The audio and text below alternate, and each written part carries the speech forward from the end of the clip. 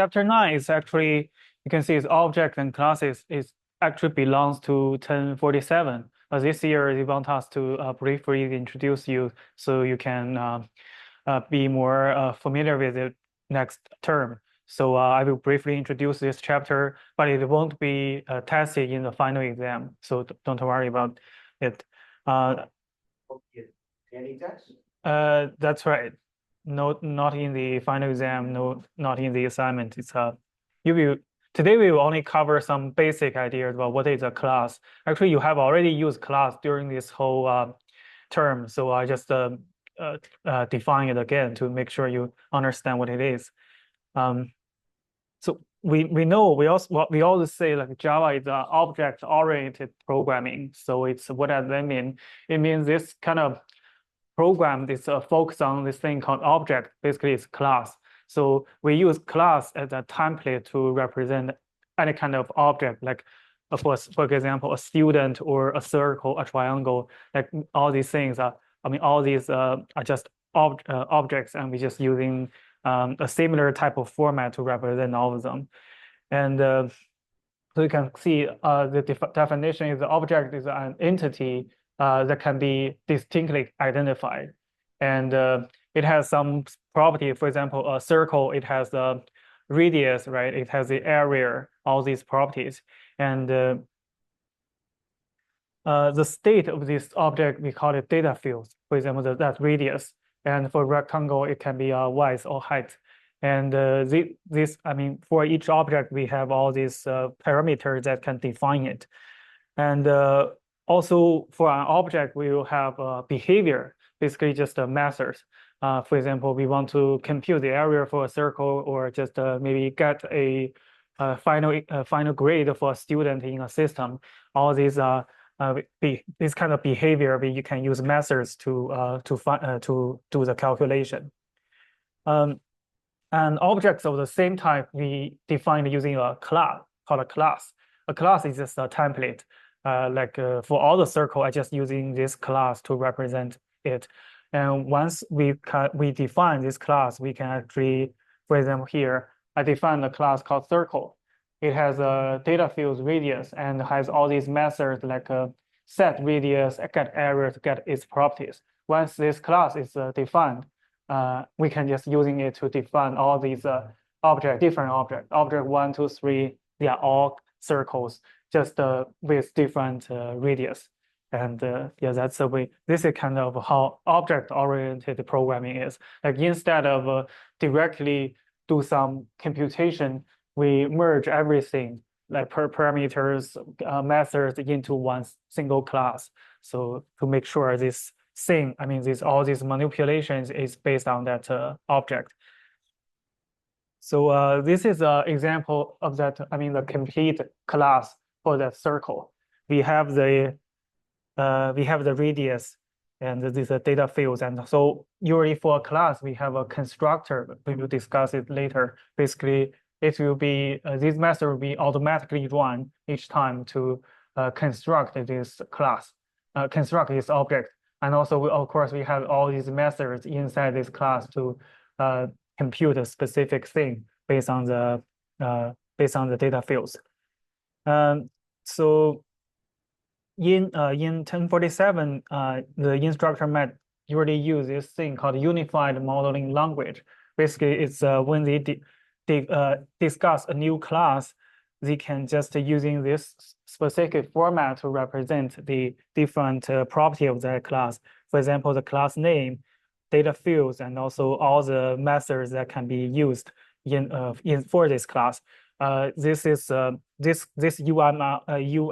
is used throughout the textbook. Even for data structure, you will see the author just using this way to define the stacks on trees, all those data structures.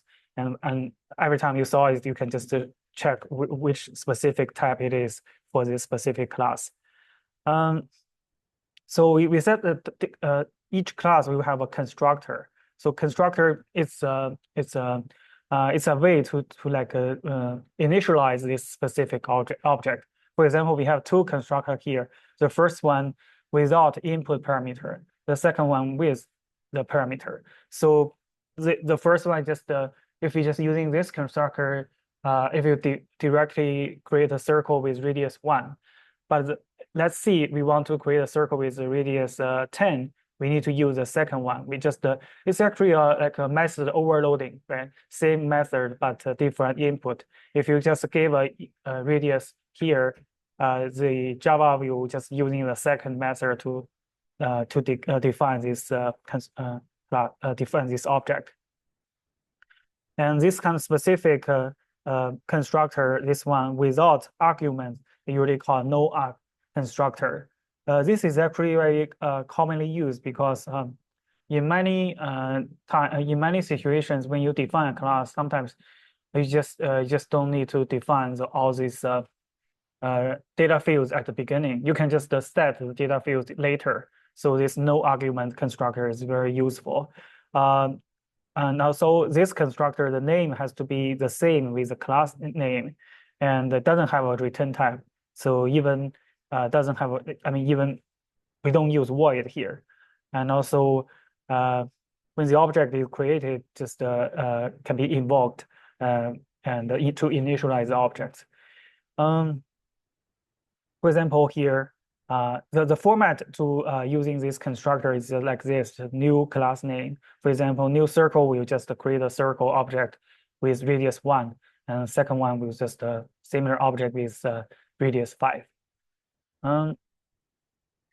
So it is also sometimes the programmer is just lazy, just doesn't do the define the constructor, and Java will do it for you.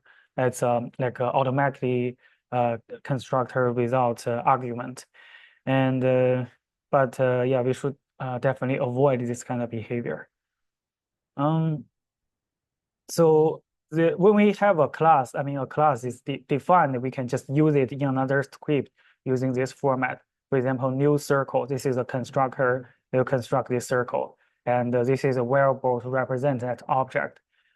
Similar to the kind of string and all these class we used before, similar format, except see here, we just using the class we just defined. And also we can use the dot operator to get the variables and also the methods within that class. So my circle.radius just gave you the radius value. So then now we understand, we know all these things. Let's see a simple example. Here we have a circle class. We just show data fields and also the constructors and all these methods. We can just use it like here. We define a circle1 object using this circle class, and we can create another one, circle2, but this time radius 25, and circle3 radius equals to 125, and we can also using this set radius. We can just directly assign a value to the radius to change the data fields, and also of course get area will compute the area for us. Once we run the script on the left side, the output is like this. We just do the compute the area based on the circle's radius. There's one caution here, like when we use math, like we know math previously. When we use math functions, we can just use math.power POW to compute the power. But if we want to use a method from this circle class, can we do it like this? Well, the answer is no, because the method we used previously before this chapter is called static methods. That's why we have the specific like a static keyword. We also see like a public static something. That static allowed us to directly use a class name to use a method. But this get area is not static, because you can see here the define, there's no static here, it's just double method name. So when we use it, we have to use the object name to get it. So we will discuss later why this is important. If a data field is doesn't have a it's not assigned when it's created, we have this default value for it, similar to we used in we see in previously. And also, we also talk about this primary type and reference type because, for example, the integer is a primitive type. If we pass this int I to a method, it's just a value passed to that method, not the reference. But we learned that if we just for that array, it's a reference type. If we pass an array to the method, the array itself is actually changed, not just the values, right? So this object, I mean, the class is also a reference type, which means if we just pass the object C to this some kind of method, the results on the memory will be changed, not the value is changed. So similarly, like array, if we assign one array to another, I mean, it's just the pointer that points to the memory change. Similar here, if we use C1 equals to C2, actually we just point C1 and C2 both to the same location on the memory. I mean, the content within C1 is not assigned to C2. This is called a reference type. It's just the pointer that changed on the memory changed. So this also raises an issue. For example, if I just do it like this, C1 equals C2, the C1 is still on the memory, and nothing points to it right now. C1 previous point here, now is point to C2, right? So this one is just like a garbage. And Java has this function called garbage collection. If you automatically find those garbage location, just release the memory. But of course, if we know it's no longer used, we can assign null to that reference variable so that the memory can be released immediately. So now we know the class. So I think we actually already discussed this at the very beginning of this course.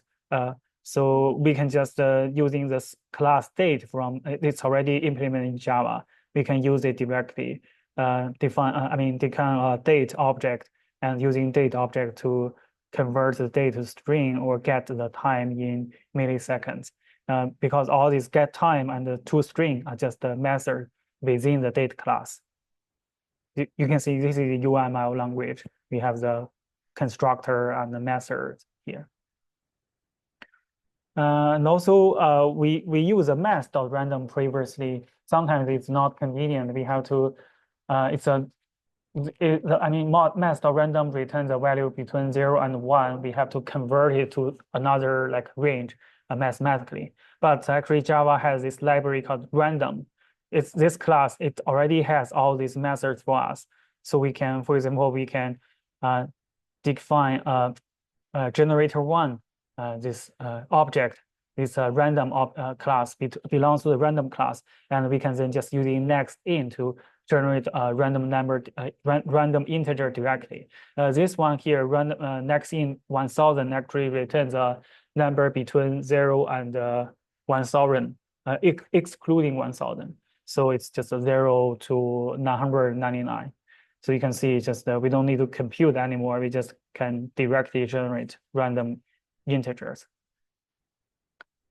So we talk about that. We just mentioned that static variable and methods. It is sometimes useful. So for example, here, if we want to use a data fields to record like how many objects we have created. For example, in the the university management system, we can see each student has an object, right? But we want to have another number to record like how many students has already been created in the system. So similar like this way, we can define a static variable like number of objects. Although like we said so for example, if this instance, radius, it should be only accessible by its own class. For example, circle1.radius will get radius of circle1, not it cannot get radius of circle2, right? It's just a two object. But if we define a static variable here, and we can actually just, I mean, this variable is changed no matter is we create the first object or second object. Let's see an example to see. It's a little bit difficult to explain. So we have this class, right? This is a static variable, like number of objects is already created. Each time we create a object, sorry. Oh yeah, sorry. So for example, here, each time we create a object, we not only assign its radius, I mean, we also increase the number of objects, because we create one, we want this number to increase. And similarly, this one is a constructor with input. We also have this number increase when each time this new object is created. So using this way, now we create an object C1 here, and we create an object C2 here, and we output all these the number of objects each time we created them. We can see how it's run. So you can see after creating C1, there's one object. After creating C2 and modifying C1, the number of circle objects is 2. I mean, although here I use C1.number objects, but this one is already changed when C2 is created. So basically, this static variable can be used across different objects with the same class type. So we can just use this to record some specific values. So let's see. This also reads that question we said like a mass dot power previously. So because this thing is static, actually we don't have to use this C1.number of objects. We can just use circle.number objects. It's like for this circle class, how many objects we create. So this one, because it's a static, we can use the class name to directly get the values instead of just using the object name. Any question here? Okay. So another thing is we saw those definitions like public or static or private. So all those things basically just controls how these variables can be manipulated by each other. For example, here, is this small? Okay, this z it's a private variable, so we cannot use c1.z because it's private. It only belongs to c1, so we cannot access it. And similarly, this method is private, so C2 cannot access C1.